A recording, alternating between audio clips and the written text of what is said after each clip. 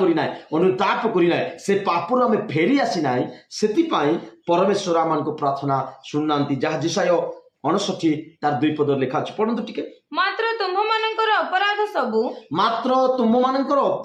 ସବୁ ତୁମ୍ଭମାନଙ୍କର ଓ ତୁମ୍ଭମାନଙ୍କ ପରମେଶ୍ୱରଙ୍କ ମଧ୍ୟରେ ବିଚ୍ଛେଦ ଘଟାଇଅଛି ତୁମ୍ଭମାନଙ୍କର ଓ ତୁମ୍ଭମାନଙ୍କର ପରମେଶ୍ୱରଙ୍କ ମଧ୍ୟରେ ବିଚ୍ଛେଦ ଘଟାଇଅଛି ଓ ତୁମ୍ଭମାନଙ୍କର ପାପ ସବୁ ତୁମ୍ଭମାନଙ୍କ ଠାରୁ ତାହାଙ୍କ ମୁଖ ଲୁଚାଇଅଛି ତୁମ୍ଭମାନଙ୍କର ପାପ ତୁମ୍ଭମାନଙ୍କ ଠାରୁ ତାହାଙ୍କ ମୁଖ ଲୁଚାଇଅଛି ଏଥିପାଇଁ ସେ ଶୁଣିବେ ନାହିଁ ଏଥିପାଇଁ ସେ ଶୁଣିବେ ନା